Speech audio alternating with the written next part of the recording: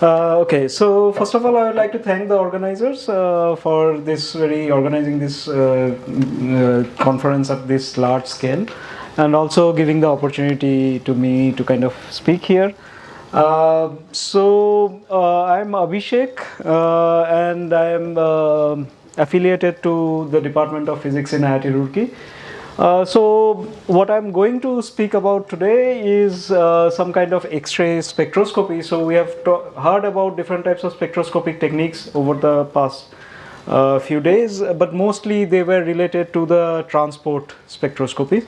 So what I'm going to do is talk about some photon spectroscopic experiments and explicitly determining the different types of symmetry breaking that takes place in materials and how you can detect them. And I'm going to focus particularly on one problem where you are kind of fooled by the system's response into thinking that you are actually studying something very exotic in your material. So, as I said, I mean, we have also heard about this thing over the past few days, that symmetry is one of the most important part of not just condensed matter physics in general. And for example, that if we just consider two of the most important symmetries that are there in condensed matter systems, say the time reversal symmetry or the inversion symmetry, a combination of these two can effectively give like 4 different types of situation. You can see that so for ferroelectric materials you have the electric dipole. For magnetic materials, you have the magnetic dipoles. Then there are special cases where both the time reversal and the inversion is preserved. You can also go to systems where the time reversal and the inversion, they are both broken. So what we do at IIT Roorkee in our group is essentially study all these types of different symmetry breaking mechanisms. And we do it using optical spectroscopy. By optical, I do not mean we limit ourselves to the optical wavelengths, but it is rather photon spectroscopy. So we go into X-ray regimes and all these kind of things. And that's what our PhD students in my group are essentially studying on. So I come back to this particular part of the talk, and the thing that I want to kind of emphasize is that because of the different types of symmetries, say for example the spatial inversion symmetry or the time reversal symmetry, the light essentially interacts with this symmetry in a way that the response gives an idea of whatever symmetry is broken or preserved. So these things have been worked out very long time ago, and then I will give you some examples. So this one is, for example, X-ray natural linear dichroism. What you do is, what you are studying is, you are just doing an X-ray absorption spectroscopy, and you are looking at the difference in the signal from your sample with respect to the polarization of X-rays.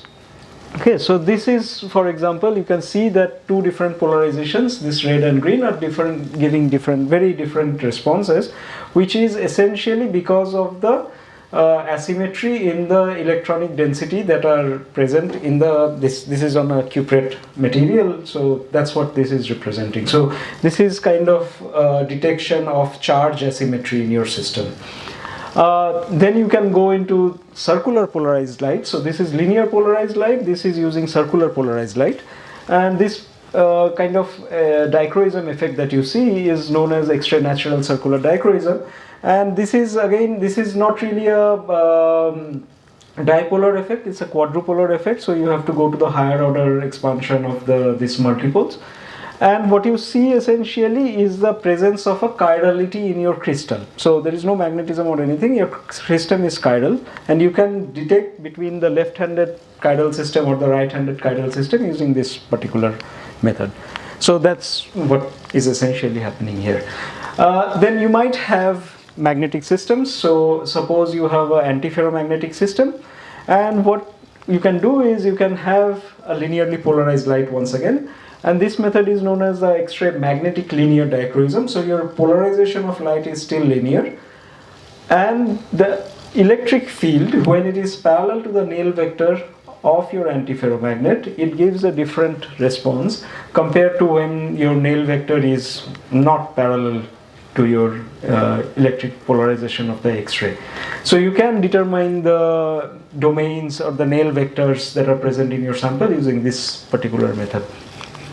And then finally you have another one where you use again the circular light, but then you have now the magnetic contribution in your system. So suppose you have a ferromagnetic system.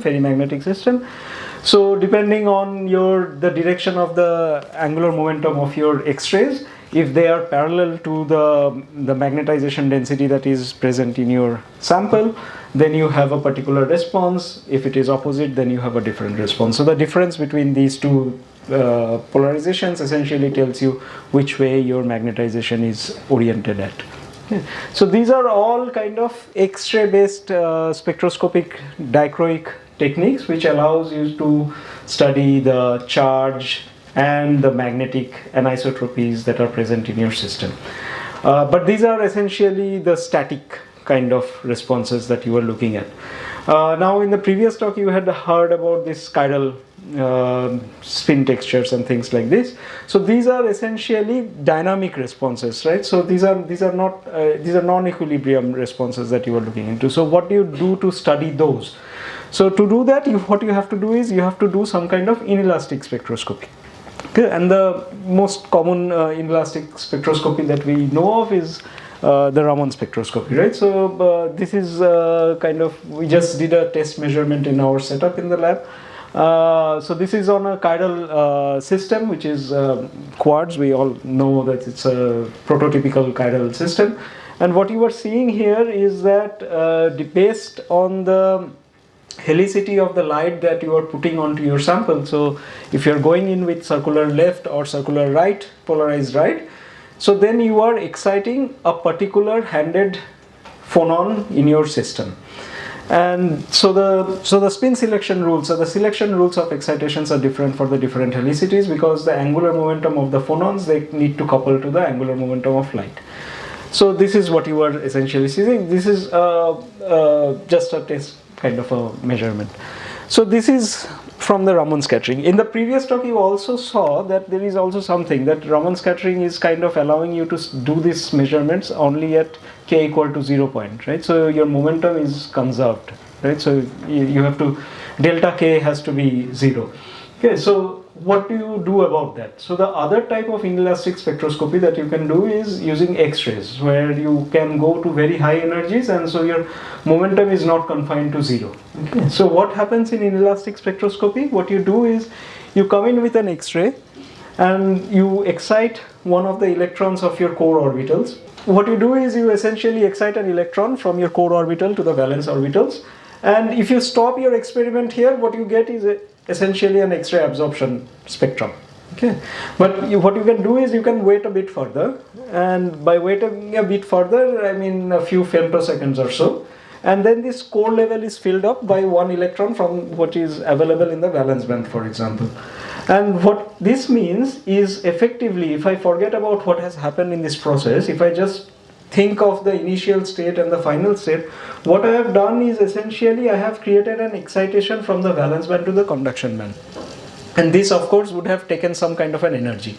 So the outgoing photon would have smaller energy than the incoming photon, and then therefore you will see a feature which carries an energy corresponding to the excitation that you have created in your system.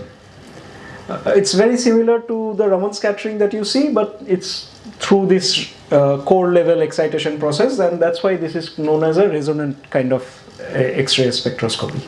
Okay, so as a result what you can do is you can study a different types of excitations in your system, and because this is happening at an X-ray regime and a core level is kind of involved, which has a very strong spin orbit coupling, you are not limited to the different types of selection rules that you see in optical spectroscopy. The other thing is that you are not limited to the momentum. So that gives a considerable amount of advantages to this particular technique. So using this technique you can essentially study different things, right? So this is a Halden spin chain where we have studied the triplon excitations, for example. These are some kind of spin flip stoner excitation. So this is like the continuum excitation that the previous speaker was talking about. So this is in a ferromagnet. These are the acoustic plasmons in cuprate superconductors.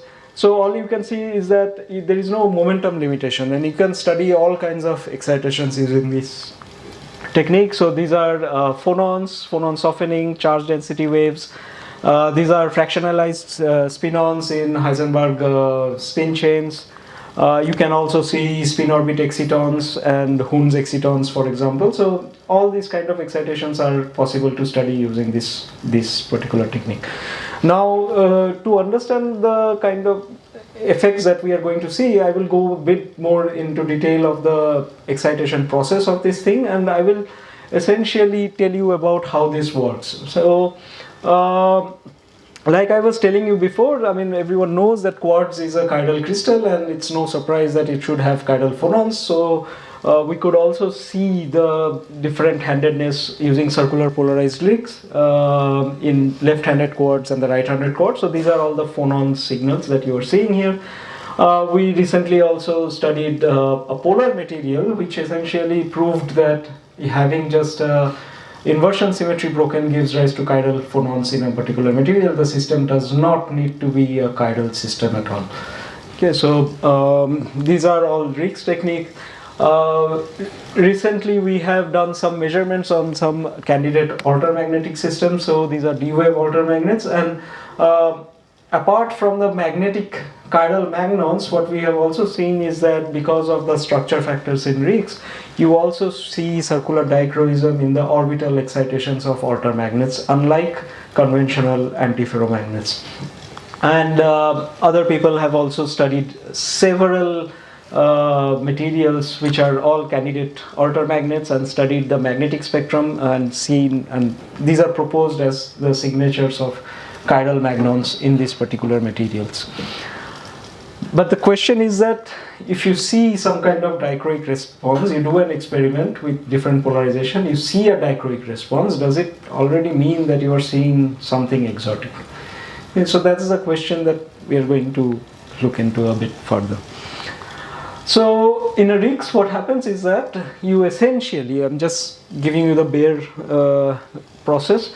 So essentially you go from an initial state, you go to the intermediate state. So that's the X-ray absorption kind of process. And then from that intermediate state, you go into the final state. So that's kind of a X-ray emission process. Although you cannot decouple these two, you have to consider both of them together. So this is really a 2-photon process. Okay. So if I just take the example of a copper 2 plus D9 system, which is the simplest kind of system that we can consider, because it's there is only one hole available, so you do not really have many multiplets, or there is only one multiplet state, right? So an X-ray comes in, for example, and suppose I have a very distorted kind of crystal structure, so all my T2Gs and EGs are all broken and everything. Okay, so suppose this is my electronic configuration and I have a hole somewhere in the dx square minus y square orbital. So my X-ray comes in, excites an electron from the p orbital, and the only place the electron can go to now is the dx square minus y square orbital, because there is the only hole there, right? So in that case, what happens is my core level electron comes and fills this thing. The next thing, the subsequent process, what can happen is that the electron, any of these electrons can now go and fill up the core level empty orbital, right? So essentially what I have done is essentially an excitation which has, I mean, we can view this excitation as going from dxy to dx square minus y square orbital. So that's the excitation that I have done, and you can see the initial state spin and the final state spins are the same. So this is a spin conserving orbital excitation. We can do the same thing because of the core level spin orbit coupling that is present there. So essentially I can even flip the spins, and therefore I can also introduce magnetic excitations to there. So for each orbital excitation, I have an associated spin flip orbital excitation. So there are two types of excitations that are present. So I have essentially, if I have one hole, so essentially there are 4 places my electrons can come from. So I should have 4 orbital excitations, and each of them would have a degeneracy of 2 because of the spins. Okay. So if I just do a normal calculation, so this is suppose the copper D9 X-ray absorption, and then this will be the how the resonant inelastic X-ray scattering spectrum would look like. So you will have this particular excitation from this dx square minus y square orbital, and this electron can go into these different orbitals. There are 4 orbitals to go to, so you have 4 essentially peak, and each of these peaks will be now split into 2 because you also have this additional spin flip excitation. Okay. The important thing to note is that if I do the same calculation, suppose for a regular antiferromagnet in which I am considering this type of nil vector configuration, so I have a dx square minus y square, say the spin is pointing in this direction, and another dx square minus y square spin is pointing in another direction, and I am coming with circularly polarized light, so this is left and this is right. What I am seeing is that there is no difference in the spectrum. So this is the most important thing to note. So I am taking a regular antiferromagnet, 2 configurations, spin is either pointing this way or that way. A combination of these 2 is giving me no circular dichroic signal in the inelastic spectrum. So that's the most important thing to know.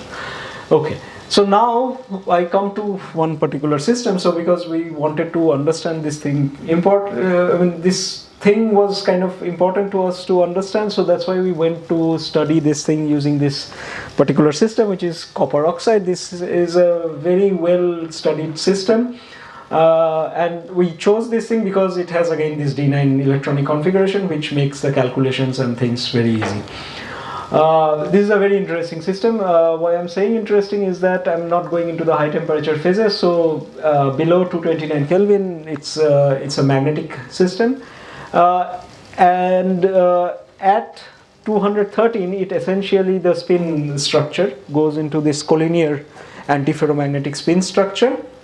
So you have this essentially this up down spins, and you have these copper oxide plaquettes going in a kind of a linear direction in the 101 bar direction. The interesting part is that in the middle portion, before going into this collinear antiferromagnetic state, it has this helical spin order, and in this helical spin order, essentially it gives rise to multiferroicity, and people have been able to kind of modulate this multiferroicity. They have increased this to even room temperature by applying high pressure and all these kind of things. So we don't want to go there, but what we want to study is this essentially this collinear antiferromagnetic state. So we have a collinear antiferromagnetic state, and I have told you this is a plain simple antiferromagnet. So this is not any kind of this alter magnets or anything like that. Okay, so I should not see any kind of circular dichroic signal from this material. So this is the experiment that we have done. So this is our sample. So this is essentially the bare copper oxide planes that we have. This is the in plane how it looks like. So you have chains of these copper oxygen coppers running in the sample. This is suppose my sample, my X-ray is coming in this way, X-ray is going out in this way. The 1 0 minus 1 direction is out of the plane, and B axis kind of represents the direction in which my spins are oriented, because it's a collinear spin. And I can rotate the sample. So if I rotate the sample by phi angle, essentially what I'm doing is I'm rotating my spins around the axis. Okay. So this is the X-ray absorption, and at this particular energy we have collected the resonant elastic X-ray scattering spectrum. So like I told you before, what these represents are essentially these features. So we are seeing the elastic spectrum. So here you have the magnetic spectrum, which comes around 0.5 electron volts or so, and then at higher energies you have the orbital excitations, and these are done with 2 different polarizations. One is sigma, one is phi. These are linear polarizations. So linear polarizations in cuprates, you see different dichroism. That is very normal, because of course your hole is either parallel to the polarization of light or not. So that's very normal. So what we see in linear dichroism, it's not unnatural at all. And if we do the calculation for it, we see also similar kind of results in the calculations. So these are just single ion calculations. We can see okayish kind of matching. There is some discrepancy in terms of the magnitude of the effect, but it's more or less fine. Good. So now the thing is that we did the same thing with circular polarization, and as I told you before that this is a very regular antiferromagnetic system. So this blue is with one particular helicity of light, so circular right for example, and the red is for another helicity of light, so circular left for example. And what you can clearly see now in this part, what I have done is essentially zoomed in this whole thing, and I have taken the difference. So essentially I am plotting here circular left minus circular right. So that's a dichroic signal. So whenever I write CD, that means the raw spectrum that I had, I am doing a difference between the left circular polarization and right circular polarization, so that gives me the dichroic effect. So you clearly see that there is a very large dichroic signal present in the system. In the calculations there is nothing, right? So that is what is kind of expected. So now the point is that, is this really an artifact? So we did this experiment one time and then it came up because of something, but that was not the case. I mean, if you see, as I told you before, if I rotate the phi, essentially what I'm doing is I'm rotating the spin direction. So this is a very good way to understand the symmetry of the excitations or the symmetry of your system. For example, you are studying orbital ordering or things like this, you do a azimuthal dependence to study the essentially how your orbitals are ordered and all these kind of things. So we did this essentially the same thing to see how reproducible our dichroic signals are, and what you can see here essentially it's this thing, and the top panels represent these low energy magnetic excitations and the bottom panels represent the low high energy orbital excitation. So that's 1, 2, 3 eV and then 0 to 0.5 eV. I mean, not only we see this dichroism very consistently, we also see that there is a very particular pattern, right? So you see that at particular phi angles they were negative, then it becomes 0, then it becomes positive, and then again start to become negative.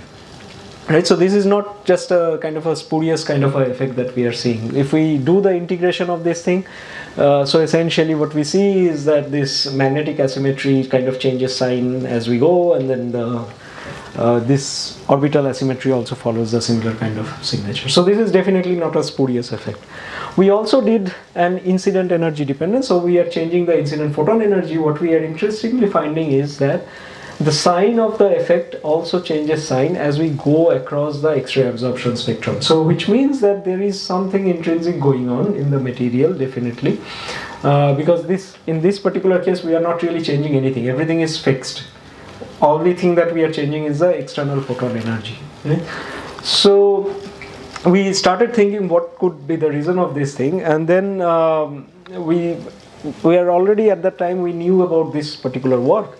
And this was actually the validation of the prediction by Professor C.M. Verma in the early 90s in the cuprates in the 3-band model. Essentially, to understand the superconducting effects and things, he had proposed the presence of this orbital currents. And this work, essentially, what they had done was similar kind of experiment with us, but they had looked at the antiferromagnetic order of the copper oxide system itself. And there also they had seen the same kind of dependence as we had seen. I mean, for us, our range was smaller, but there the range was larger, but effectively they had seen this similar circular dichroic effect. And what they had done was essentially try to explain this whole thing by explaining it with the presence of these orbital currents that are present in the system due to the presence of some toroidal moments in the system. Okay.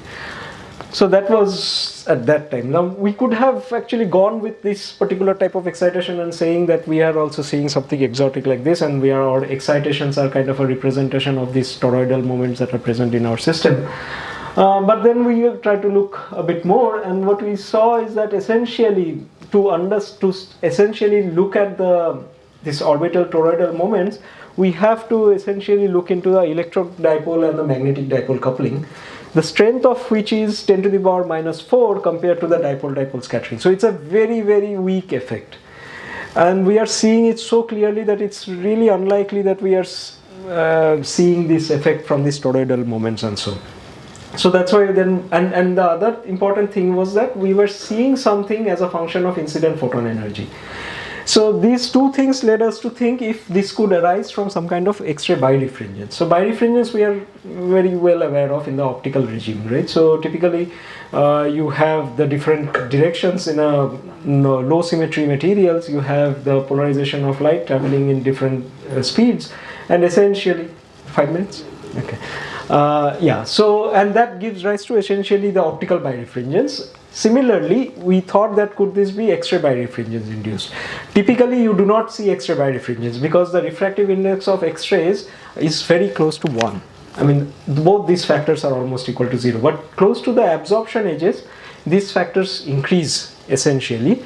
And therefore, which means that the real part and the imaginary part, they also increase, which may induce X-ray birefringence. And the interesting thing is that this part, as you can see, mu double prime is essentially changing sign here. So that was the point where we took to understand this effect using birefringence. So we did this thing. I will skip the calculation parts. So we did the calculation. So the essential idea that I'm going to tell you is that what is happening is that your circular polarized light is coming in. We are taking a very thin slab of our sample. We are looking at the resonant inelastic X-ray scattering spectrum. So that is fine. That is our X-ray spectrum from the first thin slab. Then what happens is that as the X-ray is going through, because of the X-ray birefringence, this circular light is no longer circular. So the next slab is essentially seeing a bit elliptical or bit distorted part of this circular light, which essentially means that I'm no longer seeing the circular dichroism of the pure circular lights. So this thing propagates. And what we have done is we have tried to integrate out all these signals from different thin films up to the penetration depth of the X-rays. Okay.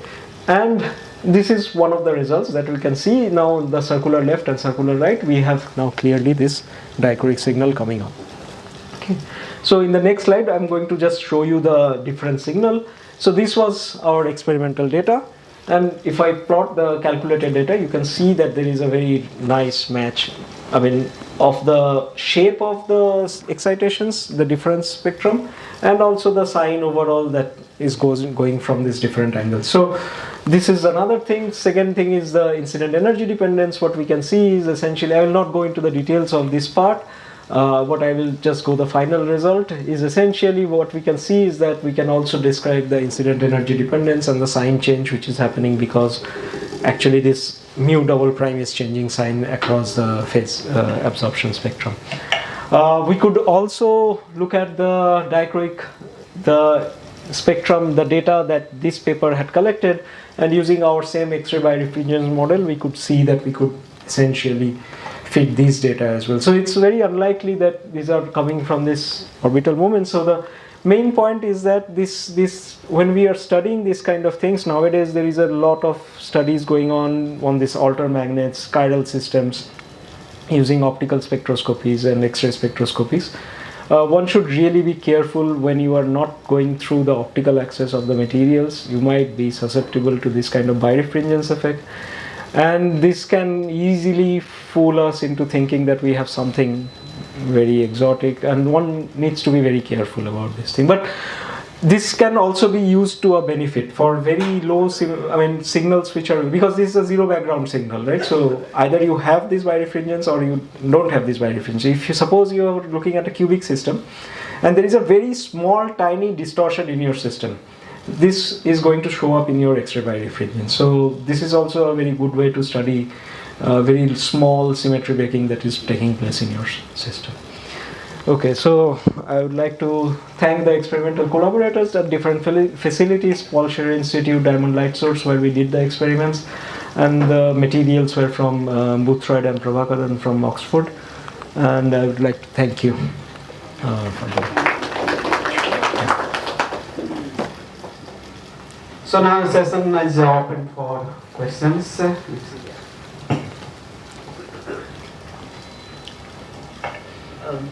One question is related to this chiral Raman you have done on alpha quartz.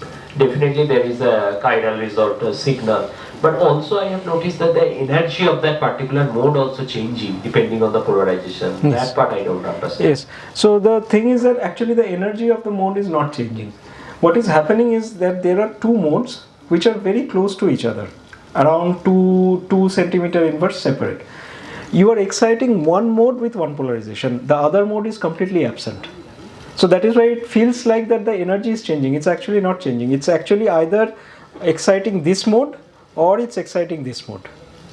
So one of the mode is very chiral in a sense, or both are chiral? Both are chiral, but both together are chiral objects of one another, but their energies are different. So there is a chiral splitting at the gamma point. So that's why if you excite with one polarization, this one gets excited, the other one. I see.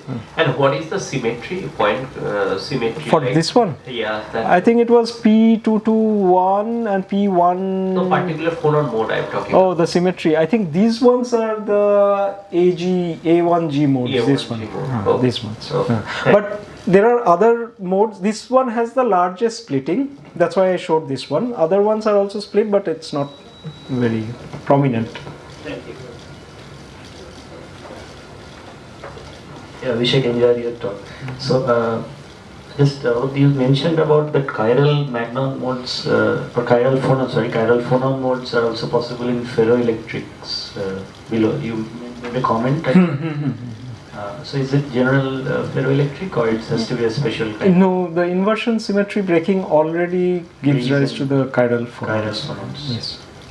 That's what this experiment was about. We just took a very simple polar material, and then we did this experiment. I mean, recently we also could essentially apply electric field, switch the ferroelectric polarization, and we saw the helicity of the phonon to switch. So that is also possible. So it really depends on the inversion symmetry breaking, and you can even control. Not vice versa. Means chiral phonons doesn't guarantee the inversion symmetry, but the opposite does. Yes, it does. Thank you.